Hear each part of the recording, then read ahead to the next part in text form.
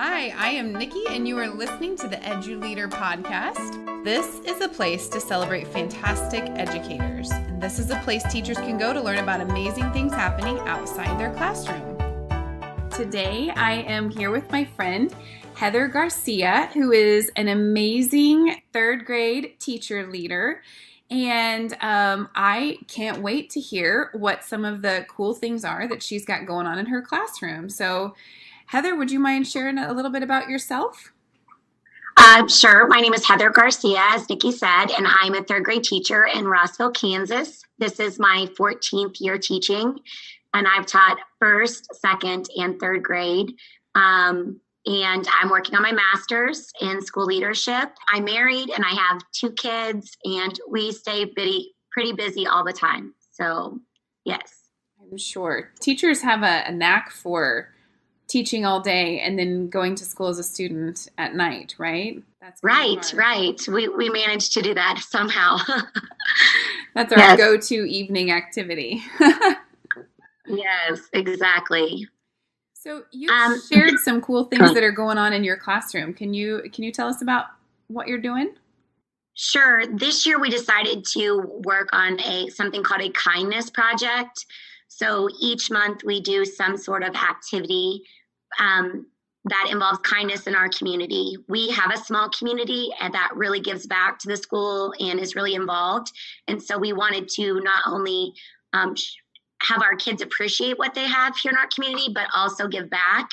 And so the other third grade teacher and I brainstormed some ideas of ways that we could do that. So in August, we have a park in town. It's called Andrick Park, and they have these rocks. It's like a rock garden. So each kid painted a rock for the rock garden, and there's a little sign that says you can give one for inspiration or take one for motivation. So the kids decorated them in class, and they just put words on them like hope or joy or love, and people can go there and see the kids' rocks that they made or take one and add to it. And we're hoping that it just kind of builds some momentum and that it continues to, the garden to grow with kindness.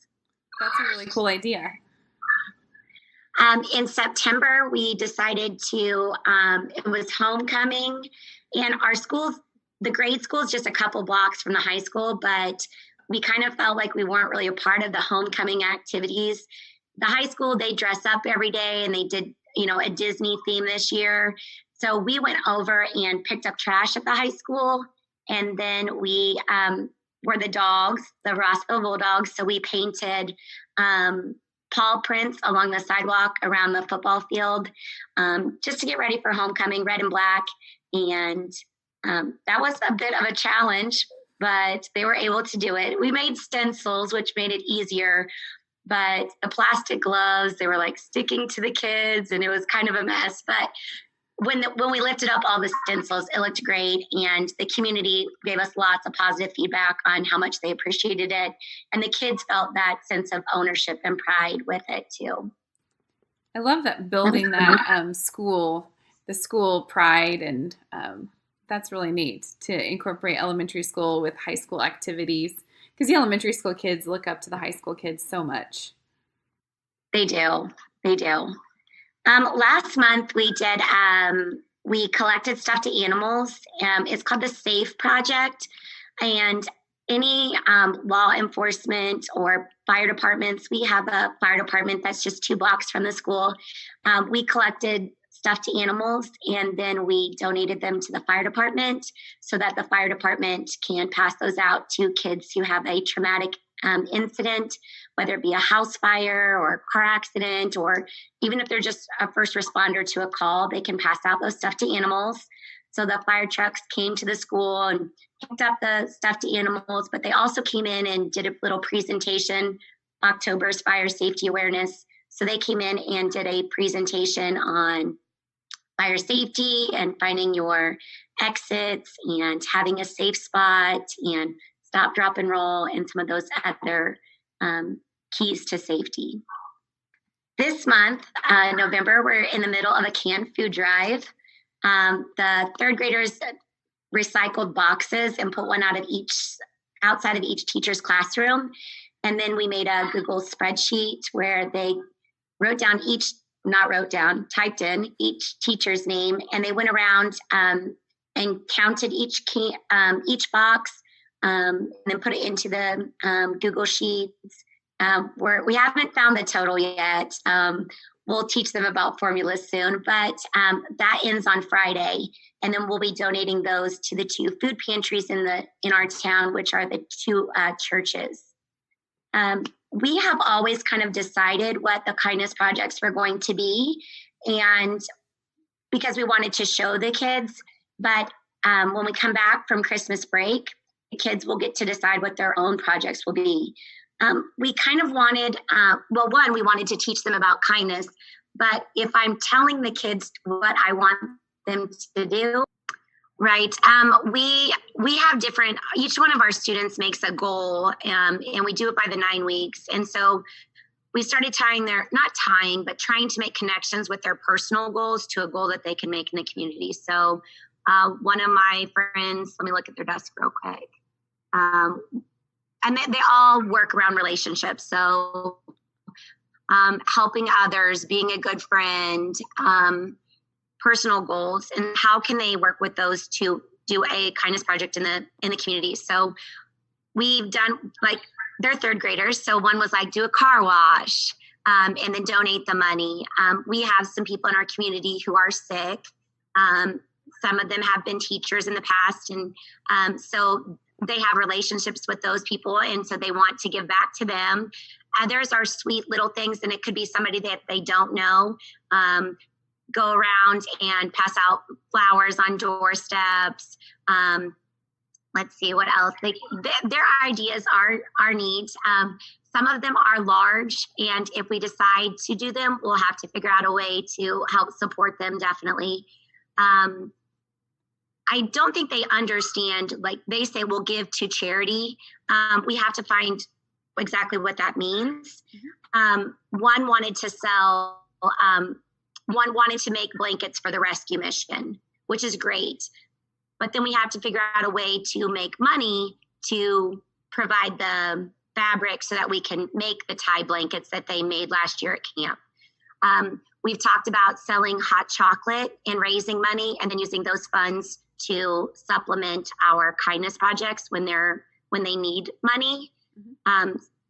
But we're still in the planning stages on how the kids will implement their goals still. So I'm hearing that the kindness goals, which is great, but I'm also hearing a ton of academic standards built into your kindness project too.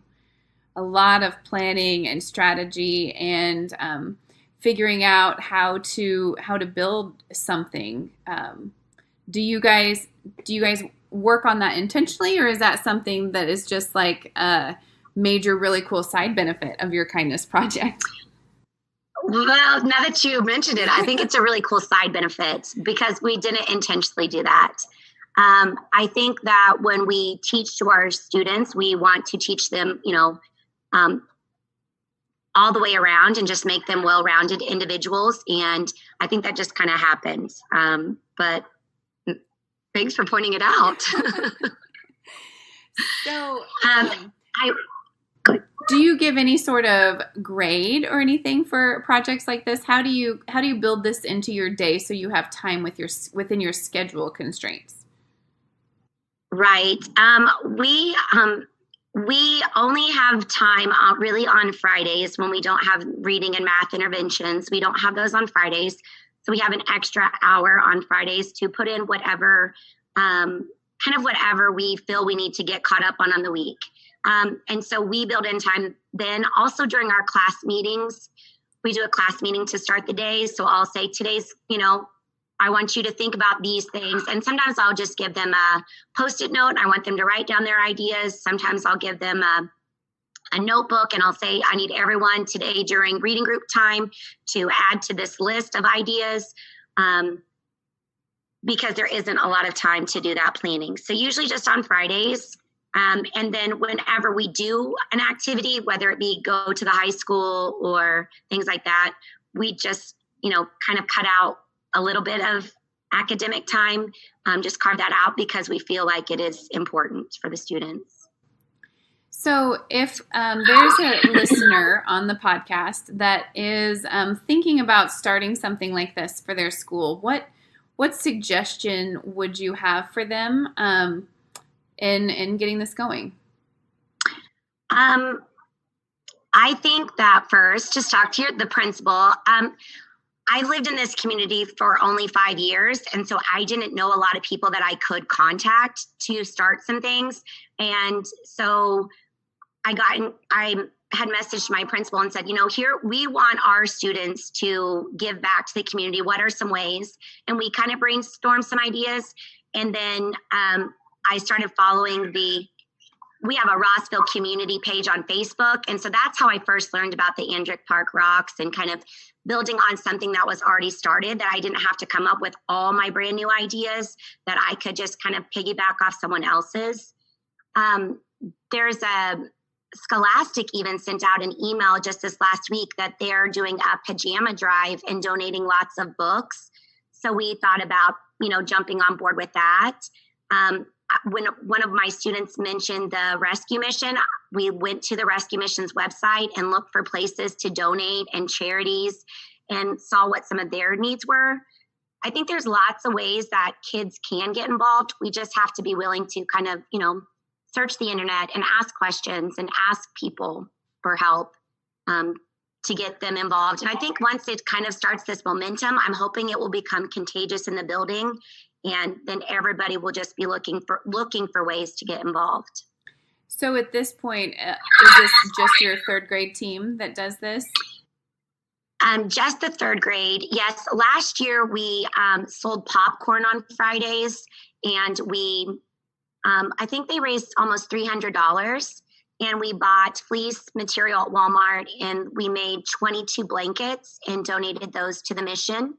The mission has a little store that kids that are homeless can go to around the holidays, and they can look through all the items that have been purchased and donated, and they can pick items. And so we were able to donate some blankets for them.